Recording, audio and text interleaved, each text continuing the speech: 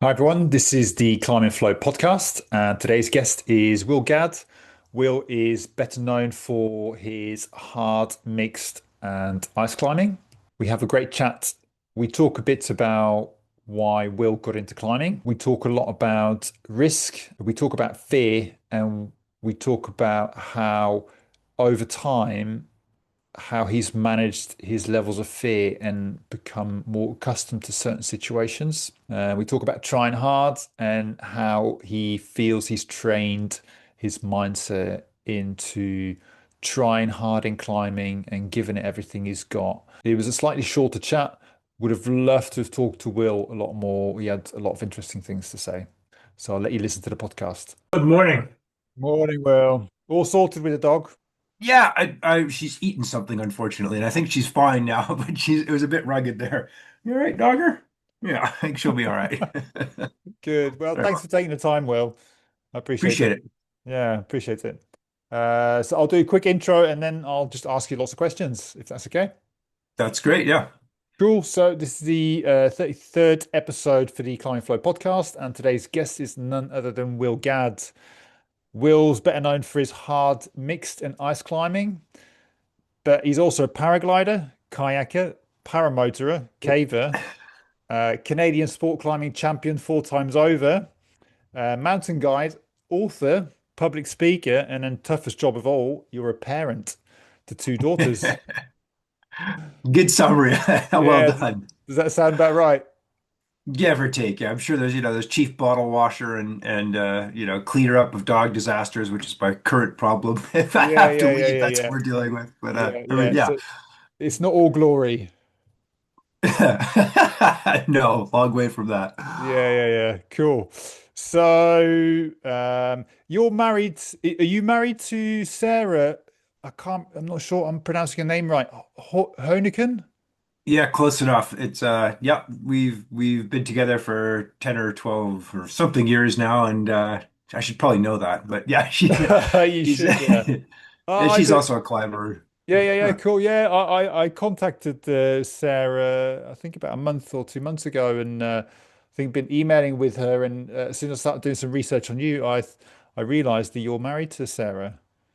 Yeah, What? she's a force of nature, that one. She'd be good Yeah, for you to get yeah, involved with. yeah. Looks like it. Yeah. So, I guess with two parents like that, having two daughters, I'm guessing they can't get away with not being strong at climbing. Yeah, yeah, it's they are, and they're climbing well now, although they've been in and out of it. The older one didn't want to compete at a certain point on the climbing team, so she got out of it for a year or two, then got back into it, and the younger one's doing some competing and enjoying that, but it's Yeah, I don't I don't push them to be climbers. If they want to be climbers, great, and they're yeah, certainly exposed to it just through yeah. the family home, but it's not a thing that I want them to. I want No. them to enjoy it, and in the ways that they want to do it. It's nothing worse than seeing kids who are getting pushed into something by their parents. So, Yeah, yeah, yeah. I think I see it quite a lot in the climbing world. hmm I've got two kids, and I guess as a Uh, parent, you want to impart what you love onto your children, but neither one of them are interested. And I've never mm. pushed it. I've always tried to make it enjoyable. Yeah, I think that's the way to go. And when the older one got out of climbing, it just the dynamics weren't working for her. I definitely supported that, and she's also a kayaker and doing all these other things, and then she sort of got pulled back into it with some friends of hers and got psyched, and now she's off at school. And I saw her at Indian Creek a couple of weeks ago, and she's battling up cracks, and it's just hopefully they find a way that works for them if it's right, and Yeah, yeah, it's not for some people. yeah, yeah, yeah. Cool. So how did you get into climbing? How did your journey start? I grew up in Calgary, Alberta, which is a sort of mountain adjacent town in Canada. Yeah. And my parents were into the outdoors. My dad was a climber to some extent, and so was my mom. So it was in the family. Our kids, the kids are third generation of it now, really.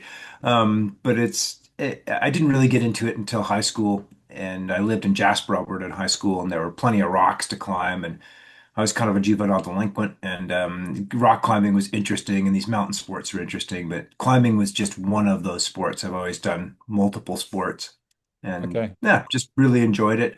I grew up also in a mountaineering community. My parents were more mountaineers than rock climbers, and so I grew up with some really amazing people, and then also seeing that mountaineering was a very dangerous sport that killed a lot of those people. So I had a little bit of a different childhood. I thought it was normal that there were sort of wakes and things at my house, you know, Okay.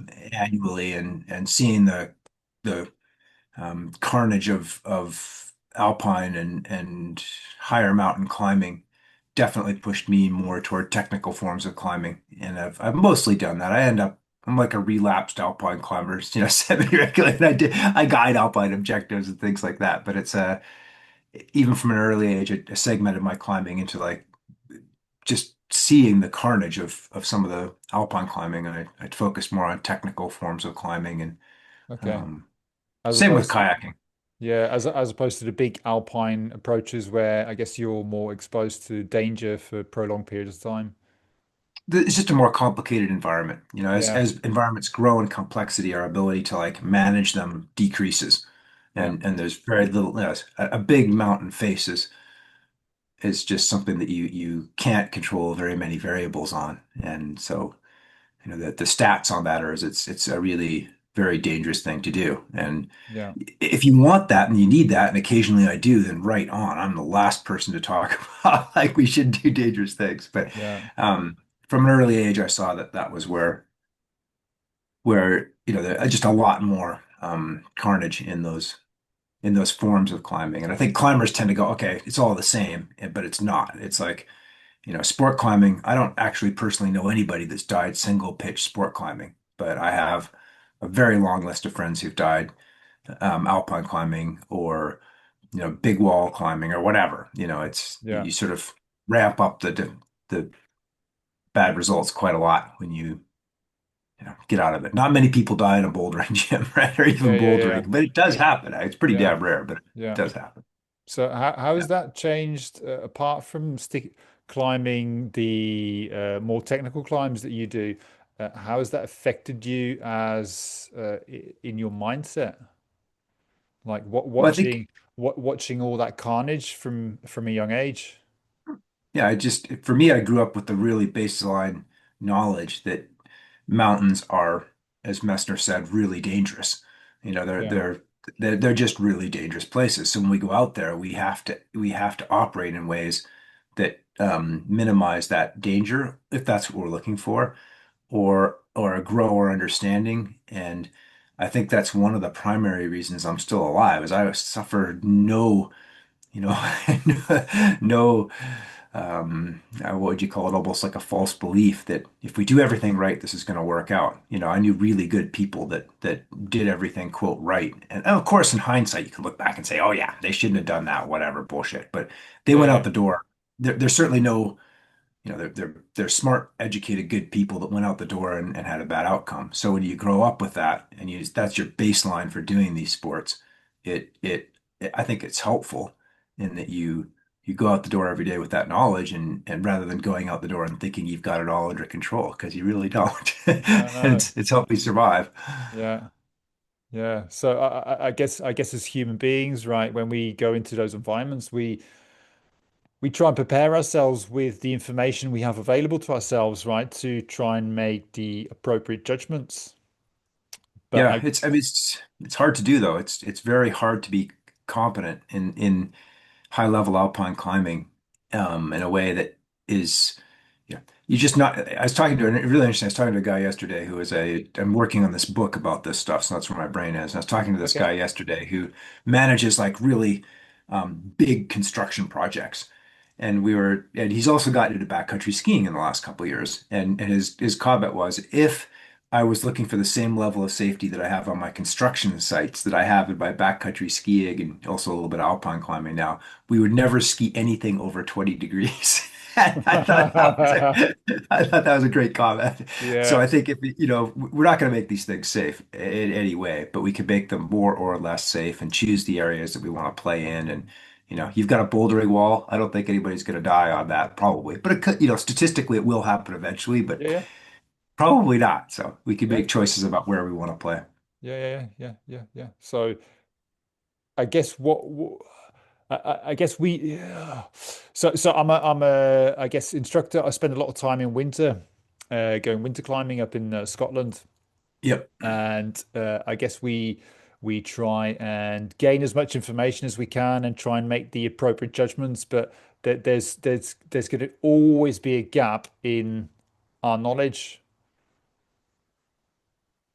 Yeah. Yeah. And there's things I guess you do a lot of ice climbing. I'm not that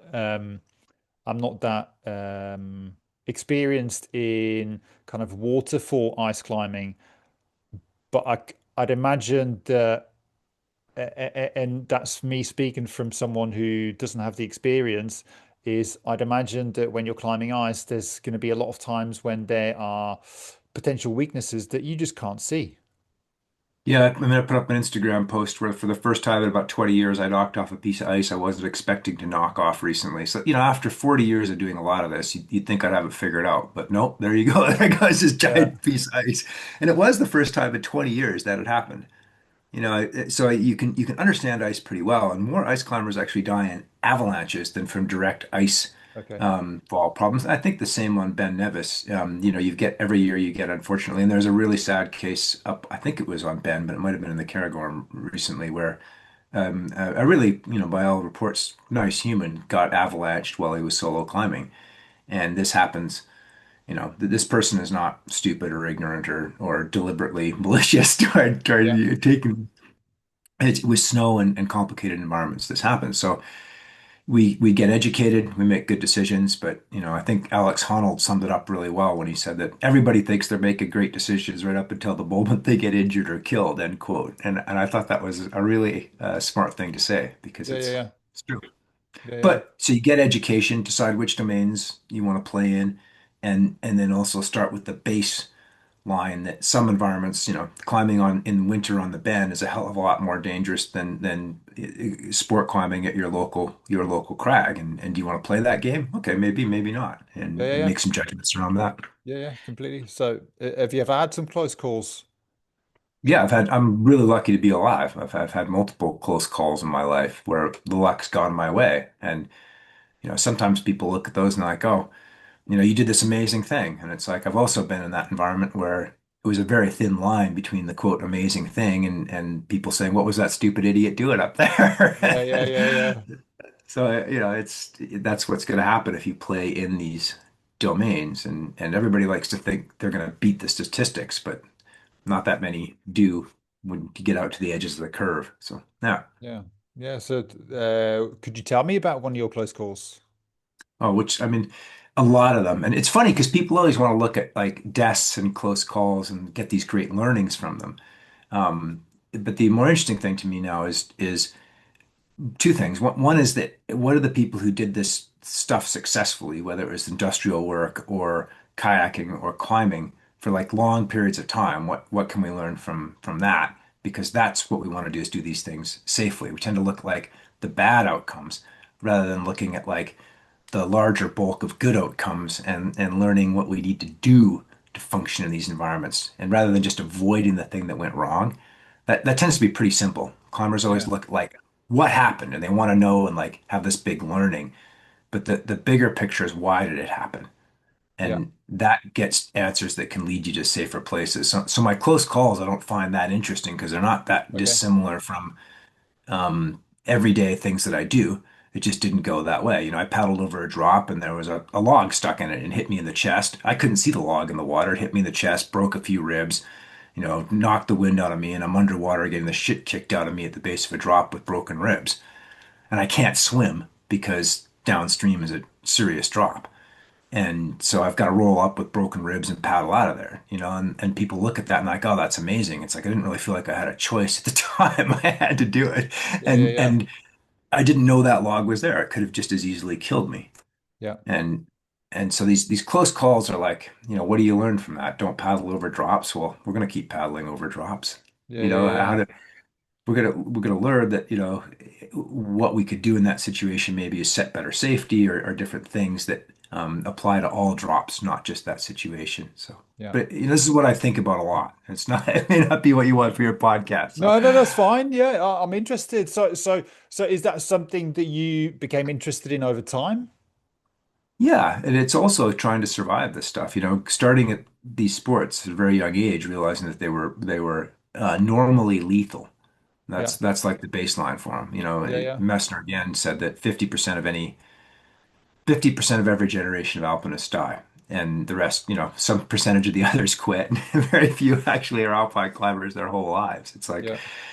um, so for me, starting with that, it's like, how do I do this? And getting maybe a little more into where your podcast goes.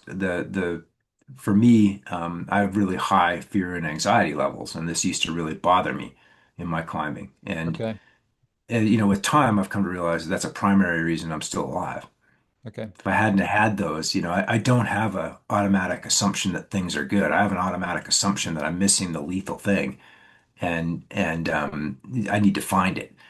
And this is a we're all into this like positive rah mindset, and I don't think for high consequence or high intensity environments it's very useful. It doesn't lead to good places, and you can push your fear away so many times, but it's going to bite you in the ass. And I've seen this both in athletes I've worked with and personally, and a lot of different environments.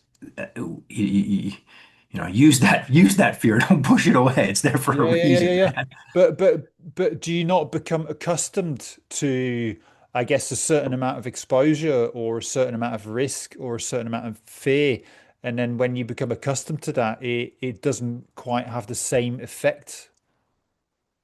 I mean, it's an interesting discussion. What you kind of just described as complacency, and people look at that as both a cause of accidents and a bad thing. And I would push back hard on that, on complacency being the cause of accidents, because it's normal human behavior. Like when we're in these environments, we have to detune it. If I'm losing my mind about being 2,000 feet off the ground, I can't function. Yeah, Right? We have to become complacent in these environments to some extent to actually function. If you're a jet pilot and all you're visualizing is your plane veering off the runway and exploding, you're probably not going to land it so well. So that's normal human behavior. We have to become complacent to function. It's not a cause of accidents, it's normal human behavior. And then the second part of that is how we manage that and expect that, and what we can do to build systems that allow us to function and still maintain awareness and so on. And this is where industry does a lot better than climbing. Climbing, we stop it. Complacency killed this dude. He forgot to clip in, whatever. Oh, we're done with this investigation. That's really not a very good investigation. Like, why did he forget to clip in? And what can we do to build different systems that will prevent that in the future? So, yeah. anyhow, I guess the aviation industry is. Have you ever read a book called Black Box Theory? I haven't. I know of the book, and I've studied aviation safety and CRMS and everything quite a lot. So I'm very interested in that, and I'm going to make a note. Thank you for this. Is what I like doing about these things. I learn shit, and you'd already gave me one, so I've come adding that to Yeah, the list as black box theory. yeah, Black Box Theory. I can't remember the guy. The guy also wrote, I think, the book Bounce.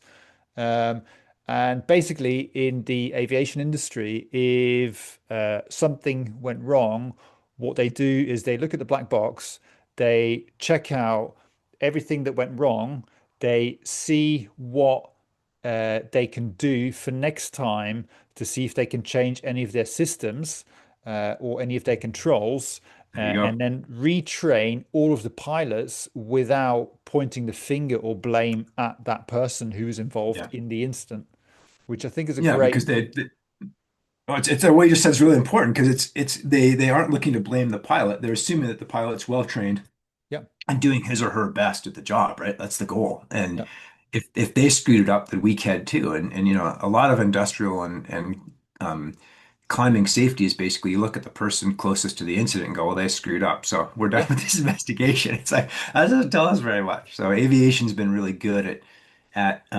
both recognizing problems and recognizing that it's normal human behavior and then building good controls. But aviation is very highly controlled. And your incident rate for commercial aviation is pretty, it's vanishingly small. You get on a jet going somewhere, you're pretty damn safe. Yeah, yeah, yeah, General aviation, like general aviation is like just I go out to the local airport and rent a Cessna and go for a flight, yeah. or I have my own Cessna or whatever. That is very, very dangerous. It has close to the fatality rates of paragliding and hang gliding because it's far less controlled, Okay. even though it's a much more structured environment. So, yeah, all this stuff goes together, and I think digging into it and doing better, it's I've pushed hard in our climbing culture to change it from one of, this person did A and they're an idiot and I won't do that, so I'm safe and they're not. We're done here, move on. And that is a really useless culture in terms of improving things.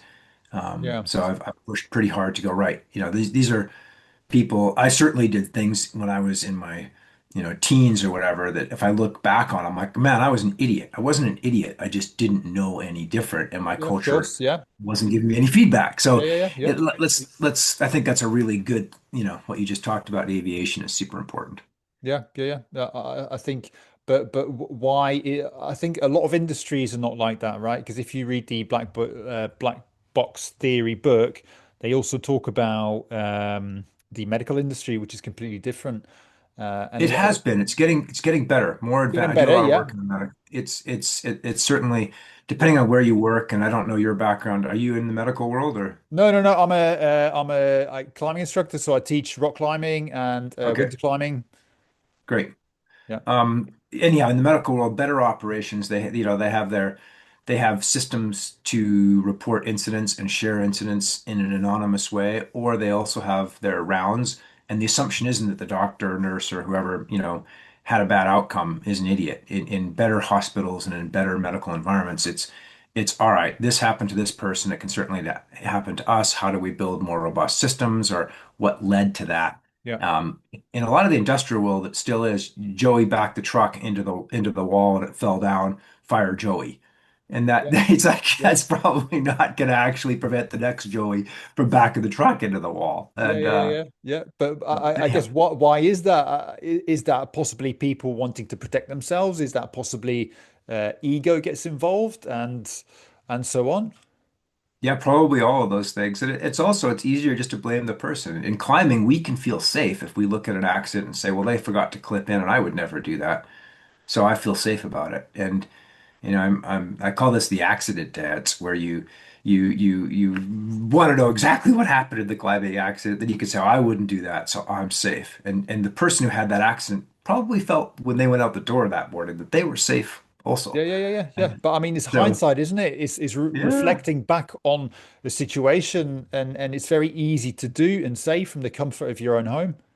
it is. It's really, really, it's a natural human thing to do because it preserves our sense of sanity. We're like, we're different than that. We're not gonna make these stupid errors. So I think in climbing we need to get away from that, and in all these mountain sports, and rather than looking at it as like this person's an idiot, and you may think I've certainly said and thought that plenty because you look at what somebody does with a lack of knowledge and it seems so damn stupid, but they are where they are, and I've been in the mountains now for most of my life, and I'm Yeah, still looking back at last year and going, oh man, why did I do that? yeah, yeah, yeah, So yeah, yeah, yeah. we need to have a little bit more of that, and then that would also lead to more incident sharing, which would actually be more useful and give us bigger data sets because we've got shit data in climbing to actually make changes from.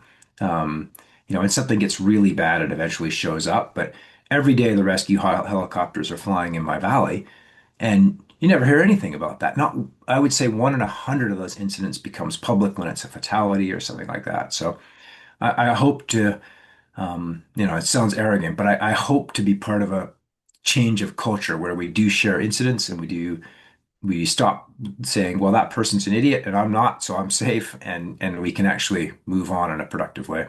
Yeah, yeah, yeah. Because there's so many situations where all of us are involved in. I guess all of us are in a scenario where one one mistake, and that's it, really.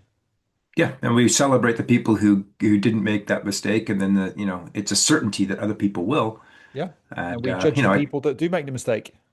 yeah, and we also say that we also reward the people who didn't have that error in very public ways. We tend to idolize and reward Yeah, high risk climbing in our culture, and I think a certain amount of that I get. I think that's pretty cool. But on a personal level, that's not something that I want to like push myself or other people to do. Although I've certainly done part of it and a lot of it, I'm not saying don't do it at all. Like just make informed decisions about it and don't assume we're special Yeah, yeah, yeah, because yeah, we're yeah, not. yeah, yeah, yeah. I've certainly gone out and climbed a lot of stuff without ropes in my Sure. own time. And I guess I felt comfortable in the moment and felt comfortable that it was within my physical ability and everything was right. But all it takes is one mistake.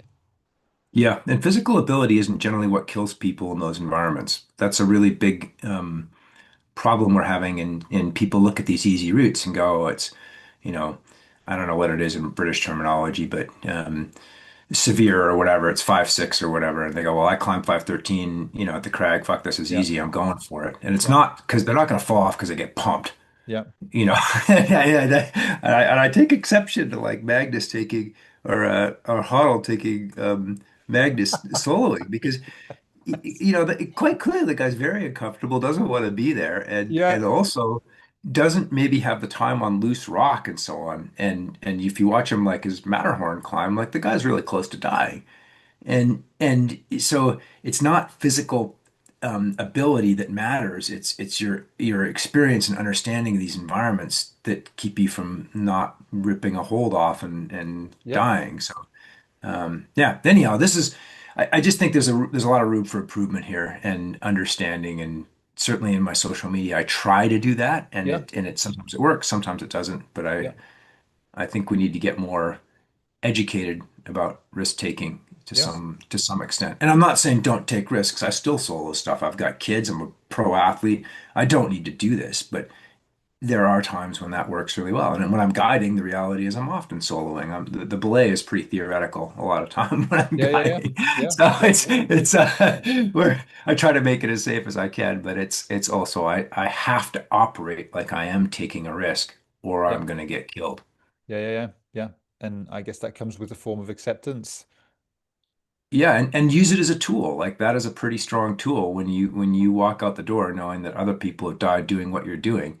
You Yeah, you need to, and today, the things that I can do to make that outcome less likely are this, and I'm gonna do, you get flows about how you approach these things that hopefully help you. Anyhow, I don't want to be negative about stuff, but no, I no, no, think it's we've okay. been Well, far too it's we've been what's far on your too mind. It's positive, what's on your mind, Will.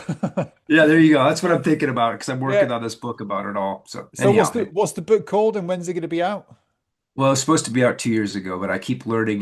This guy I was talking to yesterday about the cranes. I'm like, oh yeah, by theory, I think I've got to solve.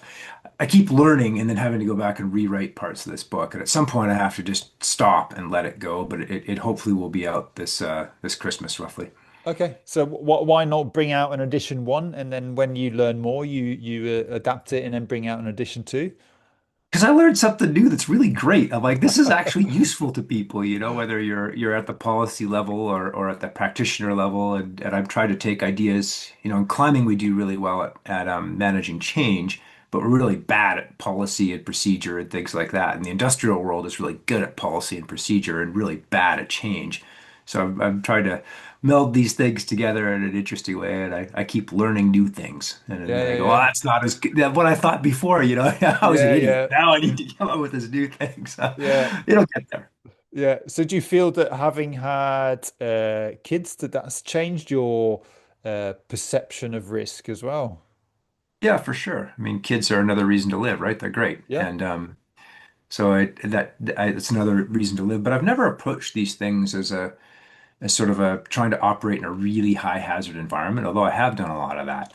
It's always been I want to do my best. And then, for me in my brain, this being in these high stakes environments is where I function really well, actually. I yeah, really enjoy that. And for me, it's been very useful in my life. I don't want everybody to do that at all. Like, don't do that. If you're not fired up on whatever it is that you do, then or find it meaningful, then don't do it. And for me, this is necessary. My kids are like, Dad, go outside. And it's like that gets surly. And that's just how my brain works. And other people have brains that work differently, and you just got to Yeah. figure out how yours works. Yeah, I guess I'm guessing it's your therapy, right? It is in a way, and having a fair amount of other things in my life that have proven complicated. I'm all for therapy and trying to figure your head out and this is really what life is about.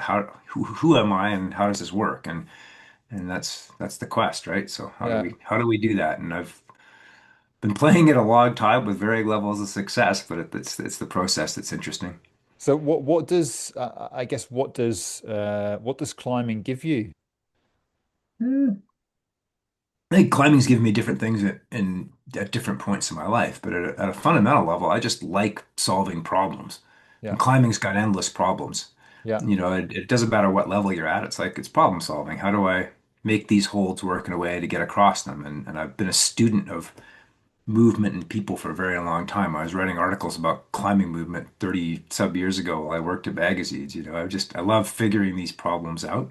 Yeah. And then, your head's part of the problem too. How do I perform well? And having competed a lot in a lot of different sports, knowing how to arrive at a competition state that works for you is to me that's always been endlessly fascinating and useful in my life. How I get up to speed to compete in an event is very similar to how I get up to speed to before a big speaking engagement or something.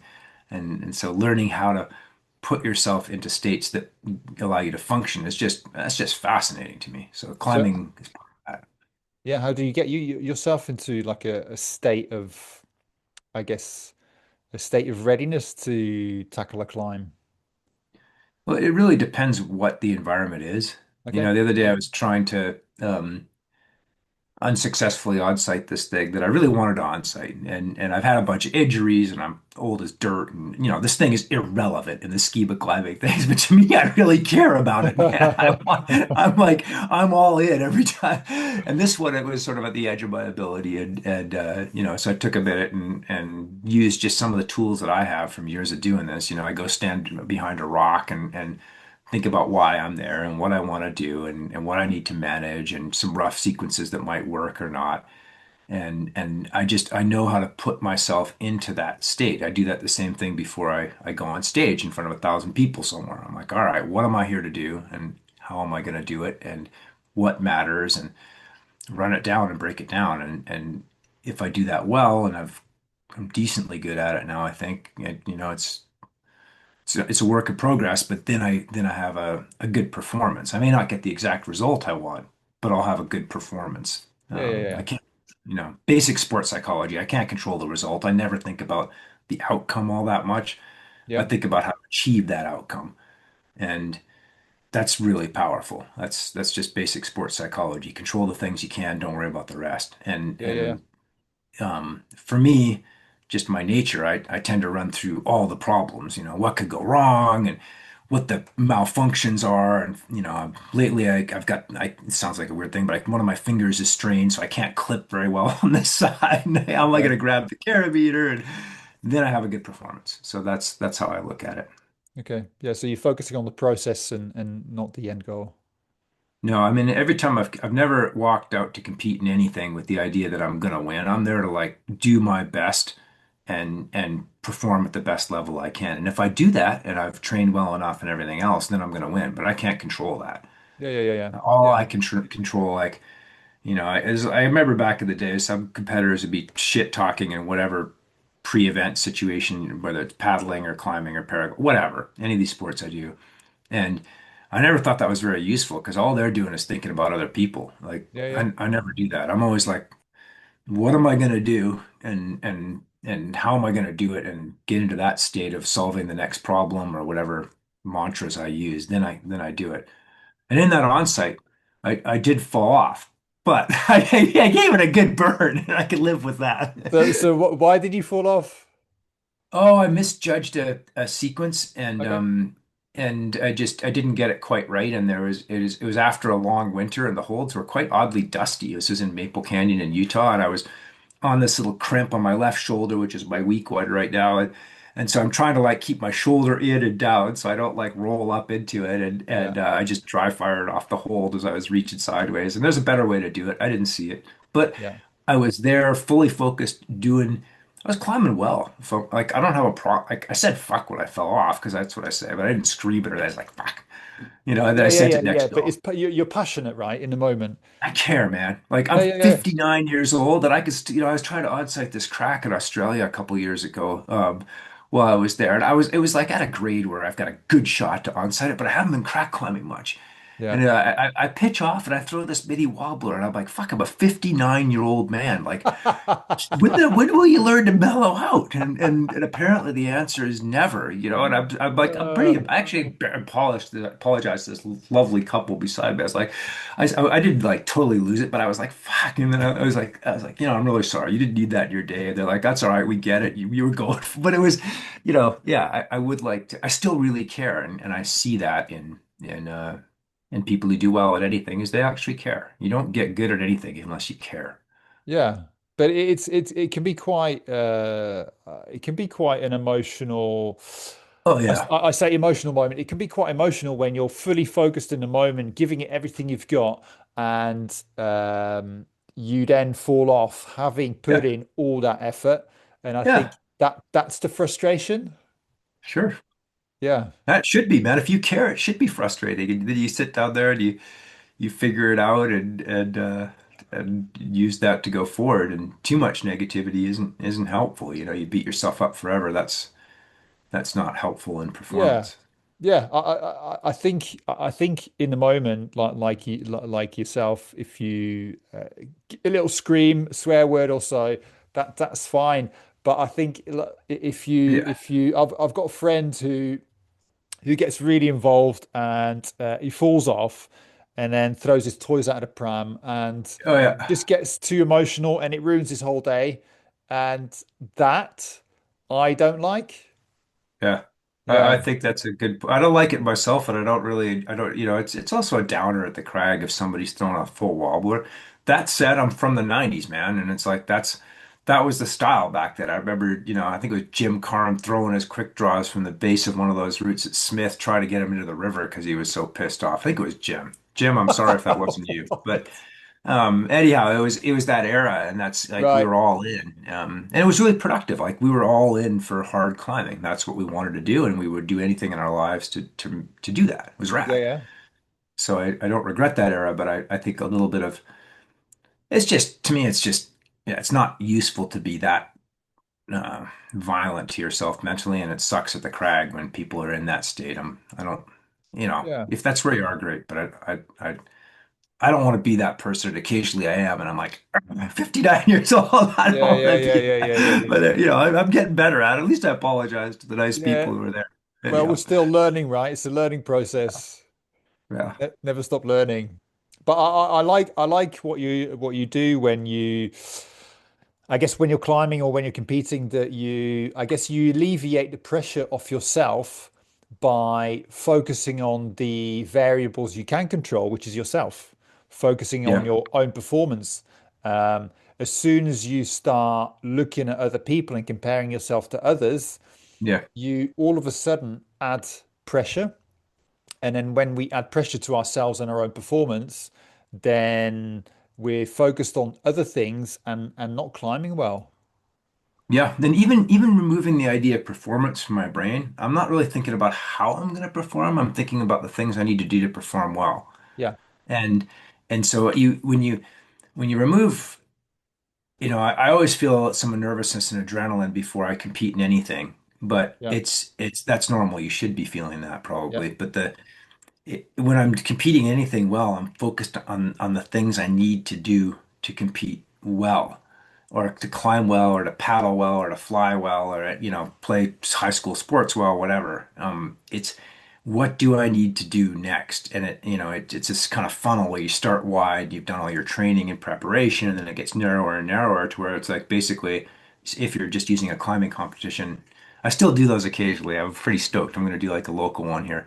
Um, but you're just focusing on the next hold or the move to get that hold, yeah, and yeah, and it so yeah, lots of steps to get there, but paying attention to that process.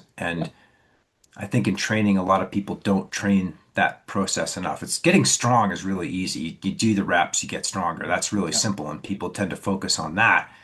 but most of the time the failure seems physical, but it's mental. Yeah. It's, people say, well, I want to on-site better, but they get on a boulder problem in the gym and they don't even try. It's like, you have to train like you're going to perform, or you'll perform like you train. Yeah. You have to train like you really want it and you're Yeah. going to give it 100% in that moment. Yeah, in the times that it matters. Like if you're Yeah, just yeah. doing your reps or whatever, there's a lot of times you don't want to blow yourself up. And I made that mistake a Yeah. lot in the 90s by going too deep, but Yeah. too often. So it's like, but if it's like, every time I get on a new boulder problem, it's like I'm not there to like fall off of it. I'm there to like, I'm going to give it everything I've got. Yeah. And the same thing happens on, an on-site or whatever. When I'm climbing, I'm going to give it everything I've got. Yeah. And I have that. And when I'm in the gym lifting, if that's what I'm trying to do in that set or whatever, then if it gets difficult, I'm not going to be like, oh, this bar's heavy today. I'm going to be like, bar's going up. Yeah. And that mindset applies. You build that mindset, and people say, well, I'll perform better. That nobody ever performs better when they in competition or under fire or whatever than they did in training. You fall to your level of training. So Yeah. Yeah. training matters. Like the performance, people often look at like I win a comp or something. Everybody's like, you know, it's amazing. Blah blah blah. That was the end step. That was like step 900, and that's step 999 out of 1,000 that Yeah. that did that. So anyhow, Yeah, but although I think, like for me, for example, if I'm going out training, I will train up to a certain level. But I feel if I have an audience, whether it's a competition or whether that's friends, I tend to try harder. yeah. Yeah, Yeah, and that may other people will not try harder. They'll take or whatever yeah, because they don't want to look like a failure in front of their friends. And yeah, different yeah, people respond differently to that. yeah. I remember being at a crag many years ago with there's a whole it was in France. There were a bunch of us, and there's me and a bunch of other climbers better than me and climbers not as good as me and Lynn Hill. And a couple of us were falling off and bitching about it and saying, "Oh, it's hot and we're overtrained." And I remember Lynn Hill finally looking at all of us and being like, "Boys, you know." Doesn't matter. Nobody gives a shit. Just climb here.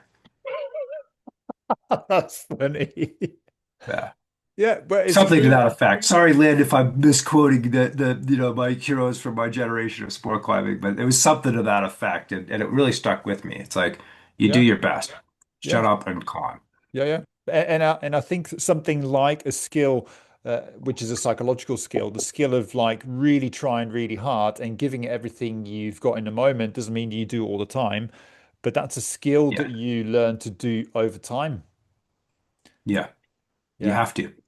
As an as somebody who enjoys a lot of ice climbing, I would like to kind of some of the things linked to ice climbing are like a lot of suffering and a lot of hard work.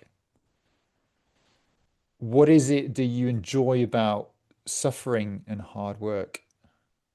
I don't suffer very much when I go ice No? climbing anymore. Okay. If I'm suffering, I'm doing it wrong. Okay. And so that's the first thing when I was like in my teens and first learning how to ice climb, we would go out and each pitch would take hours and it'd freeze our asses off and it sucked. And as I've gotten older and developed better systems for it, it's really rare that I go out and suffer. Occasionally I screw up and end up in Scotland, or stuff like that. It's pretty rare. Okay. That's a special type of suffering. But in general, I very rarely suffer to any great extent in the mountains. It does happen, but it's pretty damn rare now. And I look at it as a systems failure. Like, why am I suffering? What have I gotten wrong Yeah. today?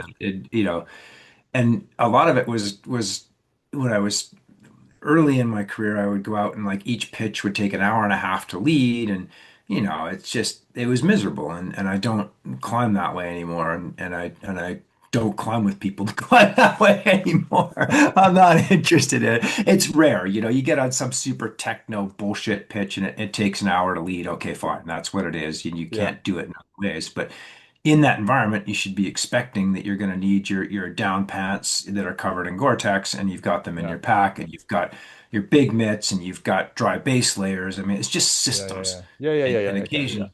so I really, I Yeah. really work very hard to avoid suffering, Okay. and I'm pretty good at it. Okay. Like I don't say I'm good at much, but I've gotten better at avoiding suffering for sure. Yeah. So And you mentioned Ben Nevis. yeah. You've been to Scotland. I've been to Scotland. I've hiked around in the rain under the bend several times, and I think I climbed one route there back. And I soloed something with Dave McLeod back in the day that Yeah. we didn't have good conditions. But I've climbed with some in the Cairngorm. I'm probably not saying that correctly, Yeah. and other Cairngorms. areas. Yeah. Yeah, Cairngorms and enjoyed that. But it is a, it's the hardest environment in the world to climb in because it's relatively close to freezing, so it's hard to stay dry. It's much easier to climb at minus 10 or 15 Celsius than it is when the temperature is fluctuating from like -3 to +3. It's a shit environment to be in. So, and it's hard on gear, like I don't Yeah. wear the Arc'teryx like top level parkas very much, but I do when I'm going to those environments, whether it's maritime climate nastiness and you're gonna like abrade yourself against the walls and shit's Yeah. gonna fall and it's just a shit show. So you gotta wear the like ultra burly gear. We Yeah. get Yeah. at Yeah. BD, we Yeah. get ice axes back at BD, and I'm like, what did people like? I come into the warranty guy sends me like a picture of this ice axe. I'm like, what happened to this thing? And the reply is always just like Scotland. It's quite a tough environment. Yeah. Yeah. It's horrendous on people in gear, man. Hats off to those who do it regularly. You're all mad, but it's pretty cool too. Yeah. I've got a bit of a, I guess, a soft spot for it, really. Yeah, it's special, man. It's so cool. I was in Australia ice climbing last year, and it was a bit the same there. And Right.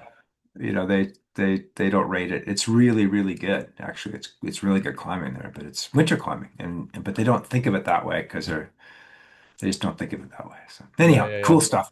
But yeah, the suffering, I always look at any stimulus that's painful as like an opportunity to solve that problem.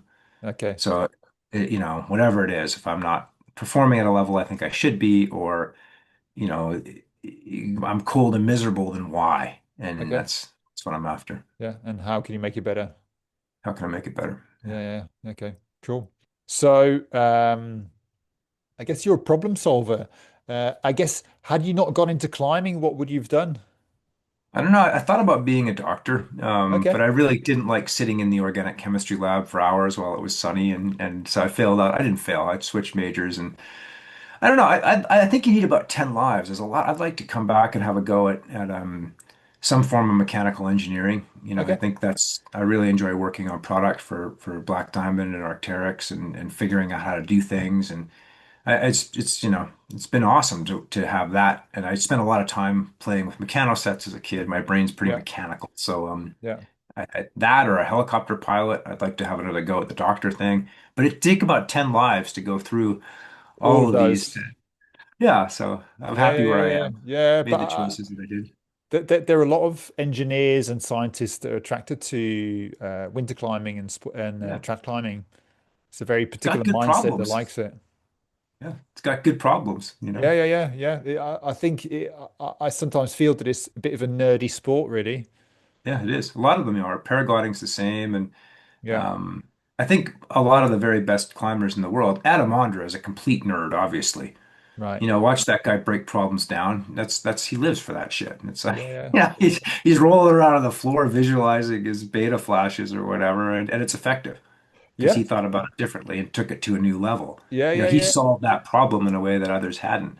Yeah. So I think that nerd connection, certainly in high performance climbing, is very, very strong. You can look at a lot of comp climbers, but some of them are yeah, they're not they're very similar to climbers to say high level skateboarders in that some of them are the behavior is bordering on obsessive compulsive to function in these in so it's just fascinating. But yeah, a lot of Yeah. nerds. I'm with you. We're Yeah. like Yeah. a Yeah. lot Yeah. where Yeah. the nerds are overrepresented in these sports. Yeah, yeah, yeah, yeah. It's yeah, and I think climbing's become quite popular, right? Ever since it's Yeah, been accepted into the Olympics, and I think Alex brought the film Free Solo into the limelight. yeah. Yeah, I think ever since that's been very popular. So, what's the one thing that A couple more questions. So, what's the one thing that's really helped you in your climbing and get better over time?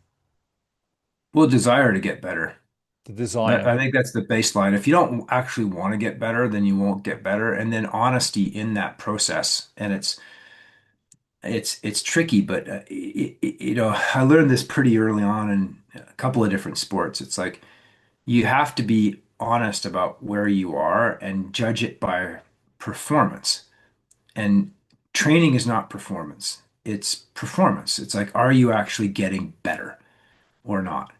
And for me, I've always wanted to get better. And this is a lifelong quest. And it's not continual, but right now, whenever I go out and go climbing, it's like, am I getting better? And I'm pretty stoked. Like I'm actually climbing. I'm old and I'm injured and I got a lot of problems, but I'm climbing pretty well right now. Yeah. And that comes from like, why am I not climbing well? What went wrong and or what went right and how do I fix it? And being, um, I'd say mercilessly uh, inwardly looking at Yeah. that, figuring it out. So, I see a Yeah. lot of climbers saying that they want to get better and they're like sitting over in the corner doing dead hangs. And it's like, that's awesome. I do dead hangs too, or deadlifts or whatever. Yeah. Um, but that's not performance.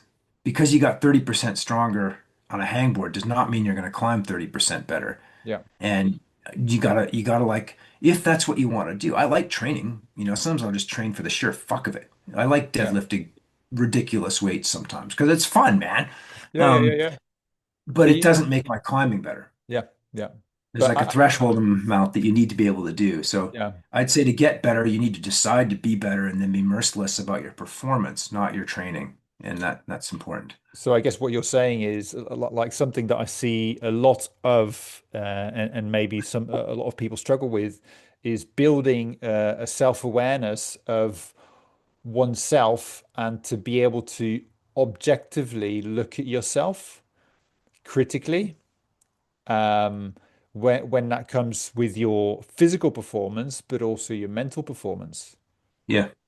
Yeah, Yeah. And not it's very easy today to say, well, I fell off like I did a minute ago. I fell off due to that dust on the hole, but I should have dealt with that not should have, but I could have dealt with that differently. yeah, I knew those holds were dusty and I wasn't at my limit. I could have spent 3 seconds like, giving it a quick brush and gotten the winter's dust off of it, and then I probably wouldn't have dry fired. But I made the decision to go, okay, well, in this, I'm going off this thing because that's what I needed to do at this time. And I don't think it was necessarily a bad decision, but on reflection, I might have weighted that dust higher in my calculations for that climb. yeah, And when I get on the next route that's dusty and shitty like that, I'm gonna be like, all right, if it's a crimp and I gotta like give her, lesson number 10 million and three, I'm gonna give it a quick more of a brush with my hand. yeah, yeah, yeah, yeah, yeah. Because But it's not an excuse. It's not saying I yeah, fell because of that. I fell because I didn't read that correctly. yeah,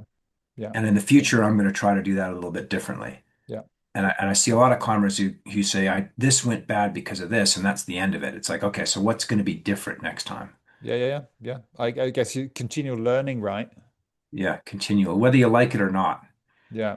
And then sometimes I guess something you said is being honest with yourself, because Yeah. I think when it comes to, say, for example, the mind and climbing, we're not always honest with ourselves, and No. maybe a certain generation of males, especially when they fall off or when they kind of sit on the rope, um, they might come back down and say, "Well, I'm not strong enough," but Yeah. really they're not looking inwardly. They're kind of judging something that maybe they're not wanting to say that they're scared, maybe not wanting to say something else that might make them be Yeah. perceived as what, not manly. Yeah. And trying really hard publicly can be hard.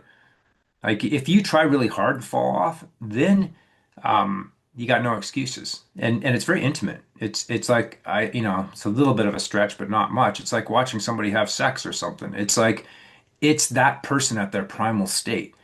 And it's pretty easy to if you're public and you go to that place and you still fail, then you got no excuses. And to me, I celebrate that. But I see a lot of people who aren't willing to go deep in ascend or whatever Yeah. because they're afraid of what that's going to look like. It's a lot easier to say, "Oh, I don't feel strong today, take." But that Yeah. doesn't train you to keep trying. Like, you know, I don't see Andra saying take a lot. Take's Yeah. a four-letter word. If it's dangerous or whatever, but even if I feel like shit, I'm gonna go until I like hit the end of the rope, not Yeah. not take. And if I'm Yeah. working it or something, sure, of course I'm gonna do that effectively. But that mental one of the best, most kind compliments I ever had in my life is this old climber named Christian Griffith. And I don't think he meant it as a compliment, but it really affected. I thought it was. I really took it as a compliment, although he didn't mean it that way. Yeah. He was. I had this article in some magazine about me, and they quoted Christian, and they said he said, you know, I never think Will is going to get as far as he does. Okay. Because I don't think to Christian, I think I don't think I thought my climbing was all that great. He was probably right, but I never gave up, and so I always got further than he thought I was going to get. Yeah. So And I that thought was that, egging you on to go further. well, just more just that I was exceeding what he thought I could do. Yeah. And I like that idea because I often exceed what I think I can do too. That's my best climbing. It's Yeah. like, when I just go past that state of being concerned about what's gonna happen, and I'm pumped out of my mind and I make it four more holds or whatever. Yeah. I do that a lot. And I won a lot of competitions against climbers who are a lot stronger than me Yeah. because I could get into that state and keep performing. Yeah. And so for me, I took that as a compliment in that I was out climbing other people's expectations based on my physical capacity. Okay. And I don't really care much about compliments that much, but I like that one because that's Yeah. my Yeah. goal is always to like go as far as I can Yeah. in any event. If So that's the thing I'm training, yeah. it's a mistake to always train that way. You Yeah. can't Yeah. hold that level of mental Sure. stress. Yeah. Yeah. So have you always been like that as a person? I am that when I'm at my best, when Okay. I'm trying my best and functioning my best, then I'm there to get myself and my team wherever we need to go. That's my best state. But no, of course I have bad days where I give up because I feel a bit tired or I'm surly or I don't have the patience or whatever. And of course you have bad days. Yeah. And Yeah. Yeah. I fell off the first hole at a World Cup once in France, and it sucked so bad. I put months of my life into it. I fell off the first hole because I was thinking about the crux 20 meters later or something. Yeah. Yeah. Yeah. Yeah. Yeah. Yeah. You have bad days. So, Yeah. but what I have always sought is to develop skill, whether it's riding my BMX bike or rock climbing or paragliding or skiing or whatever. It's like, my goal has always been to get better and learn. Yeah. And that when you put high levels of fear and anxiety, the only way I've been able to do that is to develop the competency so that I know that I've got a very high percentage shot of doing what I'm doing.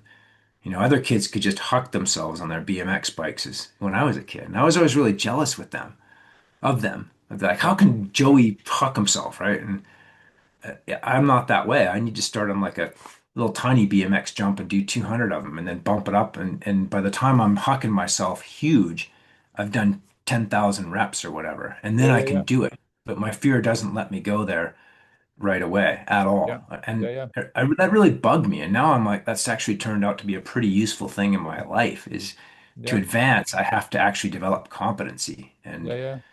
or I'm too paralyzed by fear. So Yeah. it's really important to, you know, fear is usually a lack of internal competency Yeah. in a situation. You don't feel like you understand it, or you might get hurt, or you're worried about what people think, or all these different things. And so for me, addressing that fear rather than just overriding it and hucking my carcass has been really powerful for me. Yeah.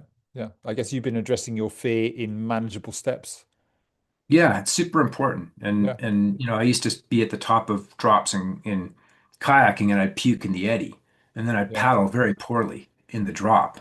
And eventually I realized that this was not the right state to do dangerous things in. I Yeah. was like, Yeah. this Yeah. is Yeah. not, and then I started paddling and performing a hell of a lot better once I was like, okay, I'm going to operate within my area of competency and I'm going to set things up differently. And then I was much more successful at paddling once I stopped paddling with high levels of fear. Yeah. And climbing is the same way. I back off a lot. I fail 50% of the time on the alpine climbs or new routes at least that I attempt. And a Yeah. lot of Yeah. that is because I don't feel like I'm comfortable there. Or I've got, if I've got fear in my environments, I need to listen to that, not Yeah. just go overcome. This is such bullshit and it drives Yeah. me Yeah. Yeah. nuts. Yeah, but I guess It's not, this is the stuff that people don't see, right? People see, I guess people see you making successful attempts. People see you doing what you do now, but people don't see or haven't seen the amount of, I guess, I say perceived failures or the amount of hard work that you've put into getting to where you are now. yeah, People, I think it's people sometimes watch how like I'm pretty happy when I'm climbing most of the time. I get mad when I fall off, whatever, but I'm pretty like ice climbing. I'm in a pretty happy state mode. I'm paying attention. I'm switched on, but I'm yeah, pretty stoked to be there. yeah, And people say that and say, well, you don't have any fear. You should be really afraid. You're 10 meters above your ice screw and on a grade 6 ice climb or whatever. It's like if I'm afraid in that environment, I'm not in the right state of mind and I yeah, shouldn't be there. yeah, I need to be like, I need to be switched on. Yeah, I'm paying attention, but I like being there. That's why I'm there. yeah, yeah, yeah, yeah, And yeah, it's the yeah, same thing when I'm competing. yeah, I like being there. And if I yeah, don't like being there, why am I there? I'm wasting my time and money but you have to understand your mind well enough to do that. yeah, And yeah, maybe people sometimes I get emails or messages and people like, how do you stop letting your fear ruin your life? And I'm like, well, first of all, stop trying, listen to it, figure it out, yeah, engage with it and walk with it. yeah, And you'll figure it. You don't, the idea is not to push fear down. The idea yeah. is to understand why it's there and then figure it out so that you're performing in whatever your best state is. Yeah, yeah, yeah, yeah. And yeah, th this is the stuff that we teach. Okay, I don't know. I'm just making it up, but No, no, no, I no. have Well, thought you're a not. lot about it though. Yeah, yeah, you're not making it up. And I think this is where a lot of people make a mistake, right? People kind of go, I need to go full in into the fear, and that will help me. But what it does, it creates a negative experience, and then it logs into the brain that every time they go into that environment, then they create another negative experience, and it just compounds this. Like it compounds the habit in their brain, and then subconsciously it kickstarts the nervous system, and they go into fight and flight response when they go into a similar scenario before they even get there. Well, see, there you go. I'm just talking about what I made up. You've obviously thought about this a lot more, so Yeah, yeah, yeah, I yeah, yeah, like yeah. it and Yeah, how but to, yeah, it's important. yeah, I guess you're quite intuitive, right, with yourself, and you've looked at yourself quite a lot. Yeah, whether I like it or not, I've done a lot of that. And then I also have, I probably read I don't know how many sports psychology books Yeah, and different. I've put a lot of time into trying to understand. Jim Collins was a famous climber back in the day, became an investment banker, and I don't know, he's probably messed the world up quite a lot since then. But interesting individual, and he talked about a concept in a book many, many years ago I read called A Bug Called Jim. And so his idea was to treat himself as a bug called Jim. And he had these journals written about what this bug called Jim liked or how Jim the bug called Jim worked. And that was really powerful for me. It's like, how do I work and what can I change to work better? Or, yeah, if you look at yourself as malleable to some extent, and yeah. then you can make changes. And I've spent a lot of time reading, books from Jim Collins to whatever, the whatever. I read a lot and think about things. I'm a nerd, man. So I nerd out on this shit and try to figure it out. Yeah, yeah, me too. Yeah, yeah. There you Well, go. I guess, but it takes it takes a lot to be able to self-reflect critically and look at oneself, and you put yourself in a vulnerable situation, right? Yeah, It's not always yeah. comfortable. No, but learning to operate in that discomfort is really important. Yeah, yeah, yeah, Like, yeah. it's the And same as training. You have to learn if you don't train when you're uncomfortable, then you won't perform when you're uncomfortable. And yeah, the more time we spend trying to figure out how our brains and how the world and just how things work, solving problems, whatever they are, yeah, it's that to me has been an effective tool. And if you don't do it, then life has a really great way of just slapping you upside the head yeah, yeah, and yeah, telling you to figure your shit out. And it's like It's like an alcoholic locked in a cycle. At some point, there has to be a realization that this is no longer effective, or the cycle will continue, and Yeah. life will keep slapping you in the head until you get to that point. Yeah. So it's yeah, we got to. And sometimes some people won't learn. I've certainly repeated many of the same errors over and over again, and eventually I just get tired of getting slapped in the head by it, and then maybe I'll change or I won't do that anymore or something. But we're all Yeah. Or you get yeah, told by one of your kids or your wife. y'all bad regularly. They're like, Yeah. Dad, but you said. Yeah. Yeah. Yeah. Yeah. And Yeah. those are valuable moments. It's really Of hard to course. take them as such, but Yeah. we're I none mean, of us are like, I think since having kids, like so many things are reflected back on me where I've had to ah, look at myself and kind of go, oh yeah, that is me. That's not yeah. okay. Yeah, I isn't that funny, huh? And you're like, Yeah. my younger daughter the other day, we're driving downtown and she gets it pitch perfect.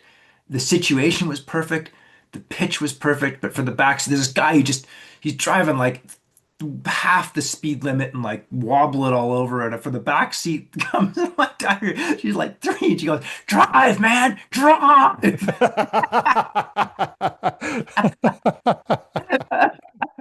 It's funny. Yeah, Yeah.